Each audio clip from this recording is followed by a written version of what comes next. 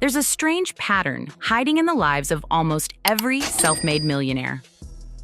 It has nothing to do with luck, nothing to do with connections, nothing to do with talent. It's a specific way of thinking, and once you see it, you can't unsee it. Stick around, because trait number 3 is the one that changes everything. Welcome back to the Book of Hustles. We love to explain away wealth. They had rich parents. They got lucky. They knew the right people. And sure, sometimes that's true. But thousands of people start with nothing. No capital, no network, no safety net. And a small percentage of them still end up rich. Not because the odds were in their favor, because their minds worked differently than everyone else's around them.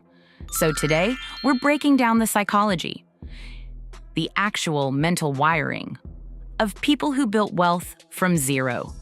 5 traits, backed by pattern, not fluff. Number 1, they treat money as a tool, not an identity. Most people attach their self-worth to their bank balance. When money's low, they feel like a failure. When it's high, they feel important. This emotional entanglement is exhausting, and it makes people terrified to take risks, because losing money feels like losing themselves.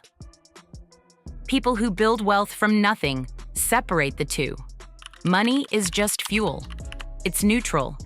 It goes up, it goes down, and neither number defines them. That detachment is what lets them make cold, rational decisions when everyone else is panicking. Number 2, they chase problems, not paychecks. Here's the trap most people fall into. They ask, how do I earn a salary? The self-made rich ask a different question. What problem is nobody solving? A job pays you for your time. A solved problem pays you for the value you created. And value can scale in ways time never can. This is why so many self-made millionaires started as accidental entrepreneurs. They weren't chasing money. They were chasing an itch, a broken system, an annoying gap, an unmet need. The money was just what showed up after. Number 3, they're addicted to feedback, not comfort. This is the one I promised you. Most people optimize their life to avoid discomfort.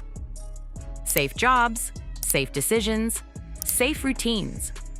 People who build wealth from zero do the opposite. They optimize for feedback. They'd rather fail fast and learn than stay comfortable and stagnant.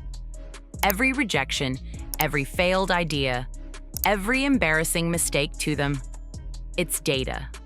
It's a correction mechanism. While everyone else is protecting their ego, they're collecting information.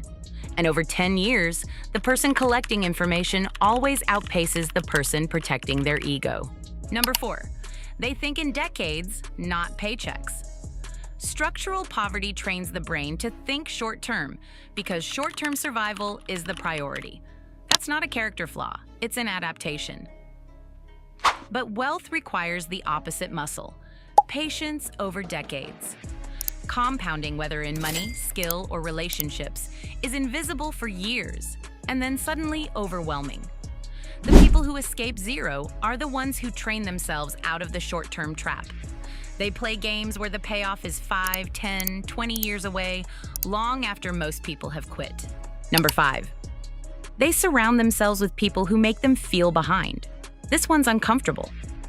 Most people surround themselves with people who make them feel comfortable, the same income, the same ambitions, the same ceiling. Self-made wealth builders do the opposite. They deliberately put themselves in rooms where they're the least successful person there. It's uncomfortable. It's humbling. But it recalibrates what normal looks like. When your definition of normal shifts, your ceiling shifts with it. None of these traits require money to start. None of them require connections. That's the whole point. This isn't about the resources you're born with. It's about how you're wired to think about risk, time, feedback, and identity. The good news: psychology isn't fixed.